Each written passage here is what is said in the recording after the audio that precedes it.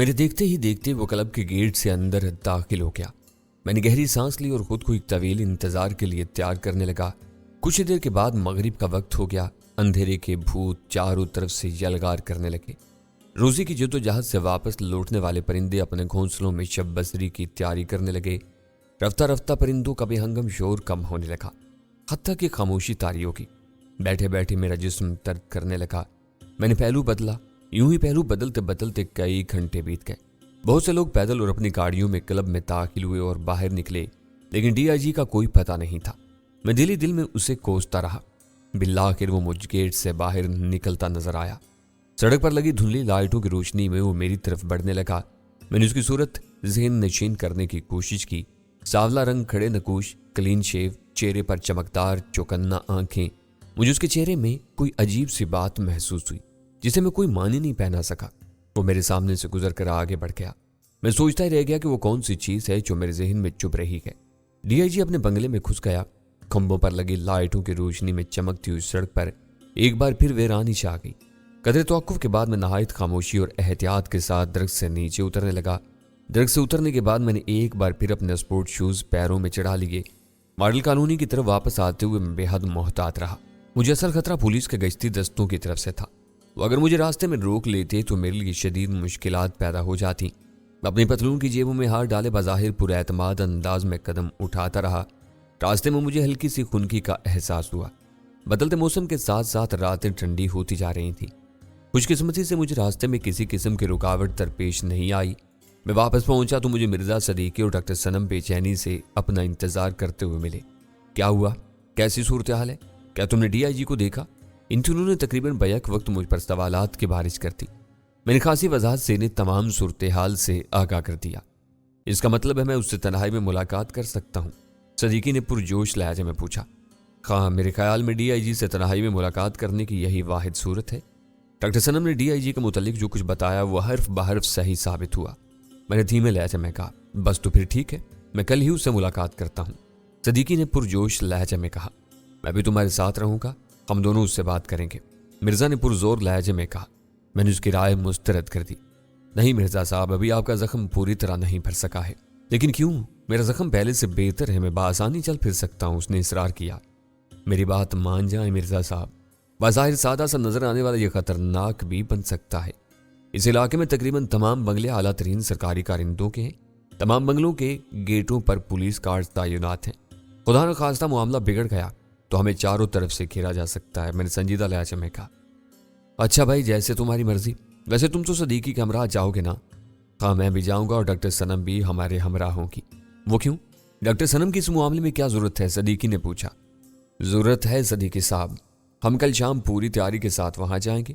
Doctor صنم اپنی گاڑی لے کر ہمارے ساتھ جائیں گے۔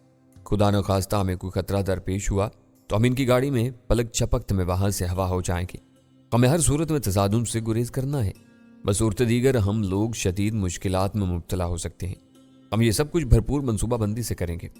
بالکل ٹھیک ہے، ڈاکٹر صنم نے مسرت اور جوش سے بھرپور لہجے میں کہا۔ میں آپ لوگوں کے ساتھ چلوں گی، مجھے یقین ہے کہ آپ لوگوں کو میری کارکردگی سے مایوسی نہیں ہوگی۔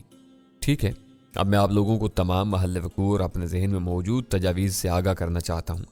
وہ تینوں ہم تن گوش ہو گئے۔ میں نے انہیں اپنے ذہن میں موجود منصوبے سے آگاہ کیا۔ تھوڑی سی بحث کے بعد وہ مجھ سے متفق ہو گئے۔ میں نے ایک بار پھر منصوبے کی اہم باتوں کو دہرایا۔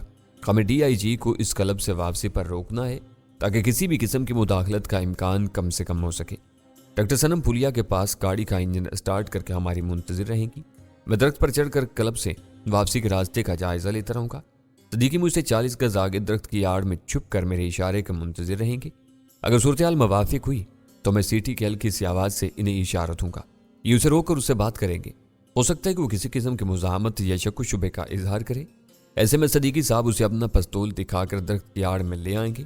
اسی اثنا میں درخت سے اتر کر مہندی کی باڑ کے پیچھے چلتا ہوا ان دونوں کے پاس پہنچ جاؤں گا۔ البتہ میں مہندی کی باڑ کے پیچھے ہی رہوں گا۔ اگر معاملات ٹھیک ٹھاک رہے تو میں مداخلت نہیں کروں گا۔ ہم تینوں میں سے ہر ایک اپنی جگہ پر چوکنا رہے گا۔ اس منصوبے کے کسی بھی مرحلے پر ہم میں سے کسی کو کسی قسم کے خطرے کا احساس ہو جائے تو الو کی آواز میں سگنل دے گا، جس کا مطلب یہ ہے کہ منصوبے پر عمل درآمد فوری طور پر روک دیا جائے اور گاڑی تک پہنچنے کی کوشش کی جائے۔ ہماری پہلی کوشش یہ ہونی چاہیے کہ ہمارا کام خاموشی سے مکمل ہو۔ بالفर्ज اگر ہم میں سے کسی کی جان کو خطرہ درپیش ہو تو اپنے تحفظ کے لیے گولی چلا سکتا ہے۔ ایسی صورت میں ہم تینوں ایک دوسرے کی مدد کریں گے۔ البتہ اس صورت میں بھی ہماری کوشش یہی ہوگی کہ پہلی فرصت میں اس علاقے سے نکل جائیں۔ صدیقی اور ڈاکٹر صنم نے مجھے یقین دلایا کہ وہ تمام باتیں پوری طرح ذہن نشین کر چکے ہیں۔ تمام تفصیلات طے ہونے کے بعد ڈاکٹر صنم اپنے خوابگاہ میں چلی گئی۔ کچھ دیر بعد مرزا اور صدیقی بھی اپنے کمرے میں گھس گئے۔ تنہا ہوتی مجھ پر خیالات اور اندیشوں کا جال تن گیا۔ یہ سوچ کر مجھے اپنا خون بڑھتا محسوس ہوا کہ میرا فقیر بابا مجھ سے محض چند کلومیٹر کے فاصلے پر موجود ہے۔ وہ سردار برکت علی کی حویلی سے آزاد ہو چکا ہے۔ اب وہ میرا منتظر ہوگا۔ اس نے مجھے خاص طور پر تو نہیں بتایا تھا کہ حویلی سے آزاد ہونے کے بعد مجھے کہاں ملے گا، تاہم اس نے مجھ سے یہ ضرور کہا تھا کہ وہ ڈیرہ غازی خان اور اس کے قریبی علاقوں میں واقع درگاہوں میں کسی پر بھی ہو سکتا ہے۔ مجھے یقین تھا کہ میں اسے ڈھونڈ نکالوں گا۔ ویسے بھی میں نے اسے بتا دیا تھا کہ عالم بستی کا جاگیردار کمال الدین خان میرا قریبی عزیز بن چکا ہے اور میں اپنی مہم سے واپس آنے کے بعد وہیں قیام کروں گا۔ ہو سکتا ہے فقیر بابا آزاد ہونے کے بعد عالم بستی جا چکا ہو۔ اس نے کمال الدین خان کو پیغام دے دیا ہوگا کہ وہ مجھے بتا دے کہ فقیر بابا ان دنوں سائیں ڈوڈا شاہ کی درگاہ پر ڈیرہ جمائے ہوئے ہے۔ وہ میری آمد کا شدت سے منتظر ہوگا۔ اسے کیا خبر کہ میں کن الجھنوں میں گرفتار تھا۔ میں اس کے اتنے قریب جا کر اس سے ملاقات کے بغیر لوٹ آیا، مگر میں کرتا بھی کیا؟ ڈاکٹر صنم کے ساتھ میں فقیر بابا کے ساتھ کیسے ملاقات کرتا؟ ہمارے باہمی تعلق کو نہ جانے کیا معنی پہناتی۔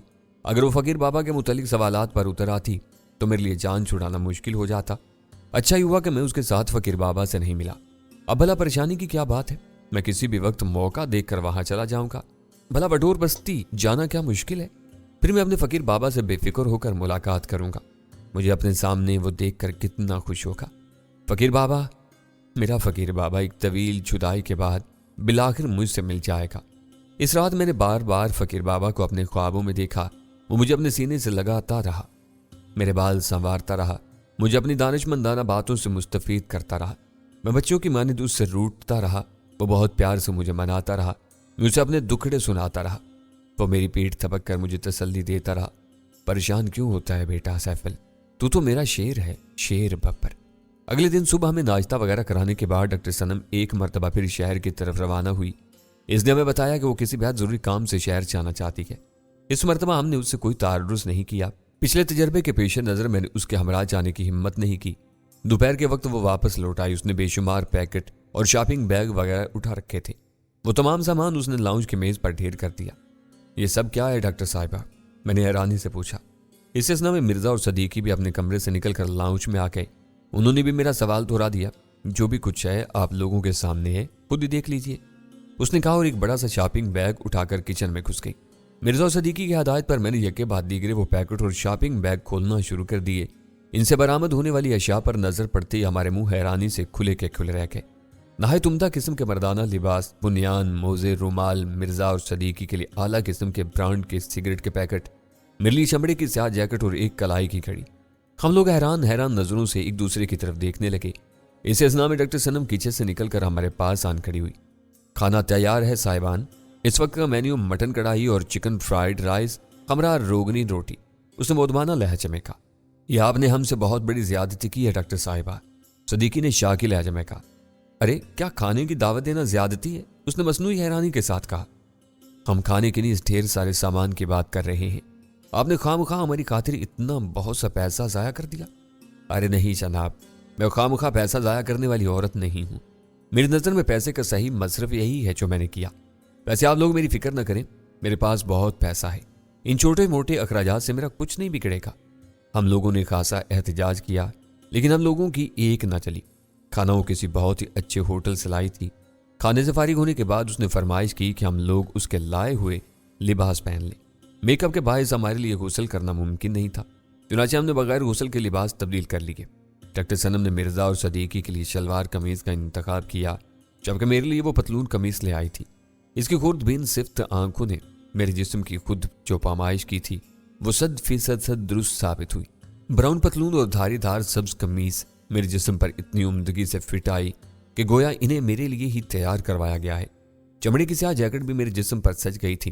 مجھے جس بات کا اندیشہ تھا بالآخر وہی رونما ہوئی۔ ان تینوں نے بیک زبان میری جامع زیبی کو اپنا موضوع گفتگو بنا لیا۔ میں نے بڑی مشکل سے اپنے آپ کو ان کے زبان کے سنگریزوں کی زد سے نکالا۔ دوپہر کے قریب ہم نے اپنی مہم کی تیاریاں شروع کر دی۔ میرے کے جائزے کے مطابق وہ 6 بجے شام کلب کی طرف روانہ ہوتا ہے، جبکہ اس کی واپسی 10 بجے رات کے قریب ہوتی ہے۔ ہم احتیاطاً 8:30 بجے یہاں سے روانہ ہو جائیں گے۔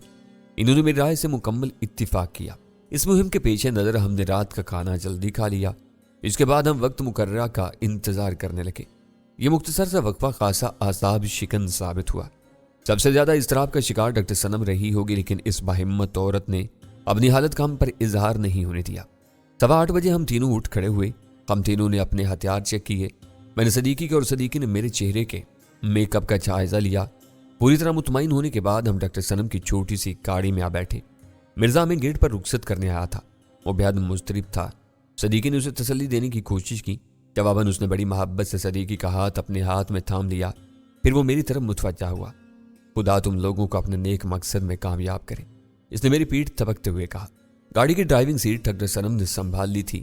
کچھ دیر بعد ہم اپنے مطلوبہ مقام پر پہنچ گئے۔ میں نے ان دونوں کو بتایا کہ میں کس درخت پر چڑھ کر بیٹھوں گا۔ میں نے صدیقی کو وہ جڑواں درخت دکھائے جن کے پیچھے اسے چھپ کر کھڑا ہونا تھا۔ وہ دونوں درخت خاصی تاریکی میں سڑک سے ذرا ہٹ کر اگے ہوئے تھے۔ ان درختوں کے حق میں مہندی کی آدم قد باڑ تھی۔ میں نے ان دونوں درختوں کا انتخاب اس لیے کیا تھا کہ ان درختوں کے عین پیچھے مہندی کی باڑ میں سے گزرنے کا راستہ موجود تھا۔ کسی بھی مشکل صورتحال میں وہ خاموشی سے اس راستے سے باڑ کے حق میں آ جاتا۔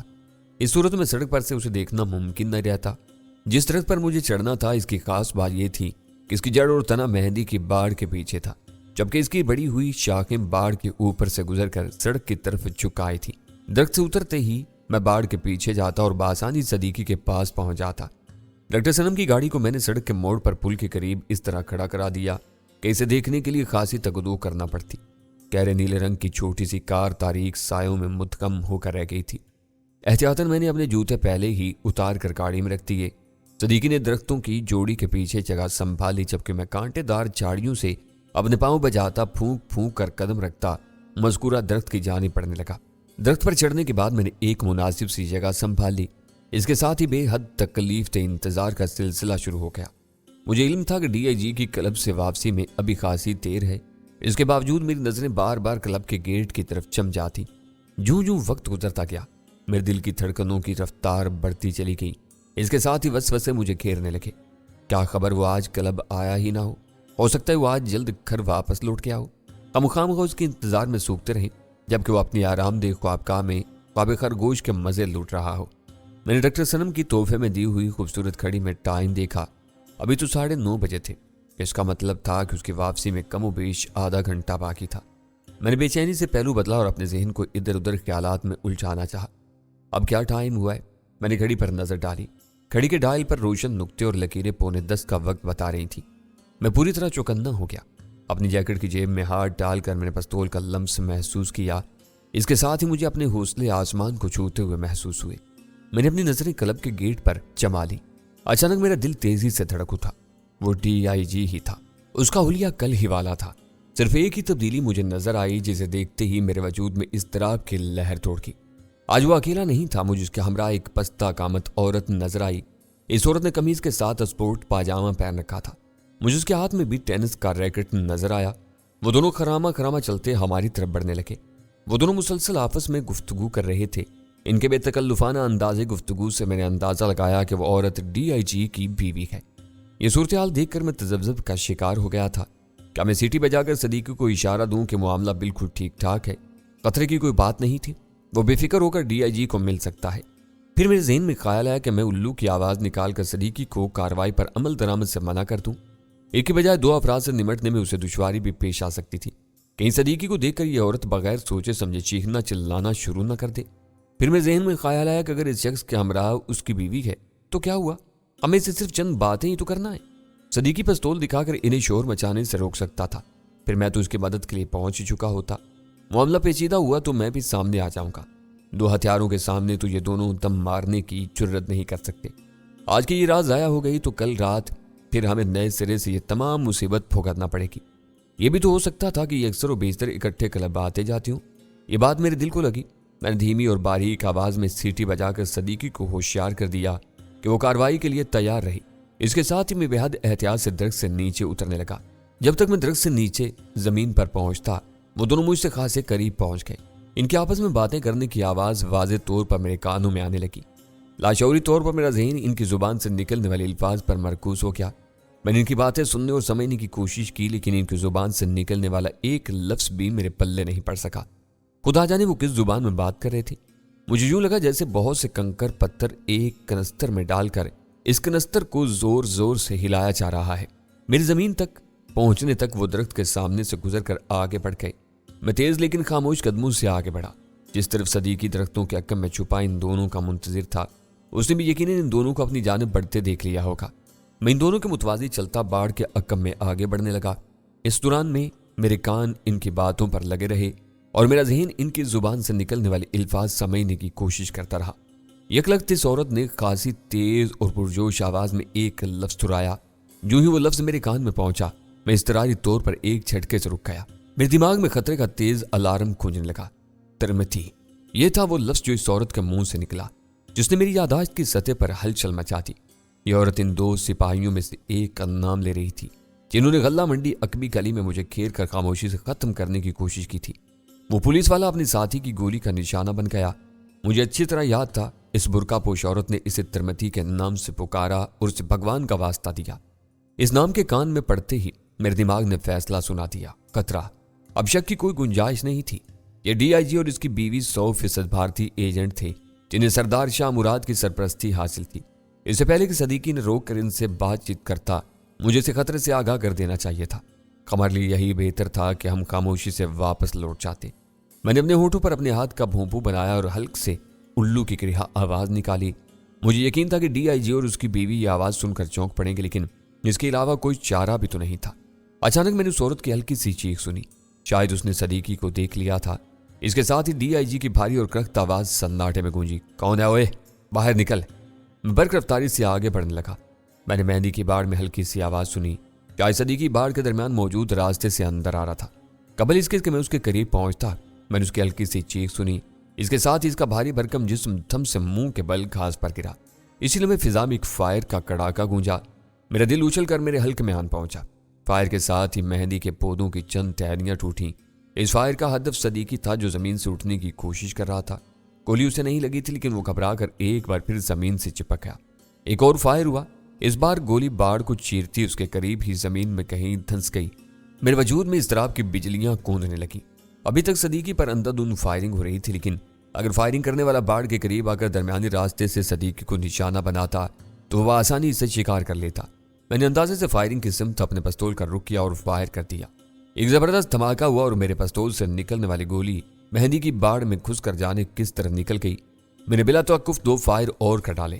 میرے یہ فائر کارگر تو کیا رہتے، لیکن اس ترت جواب نے صدیقی پر فائر کرنے والے کو بری طرح بوکھلا دیا تھا۔ اس نے 2 اور فائر کی، لیکن اس بار اس کا نشانہ میں تھا۔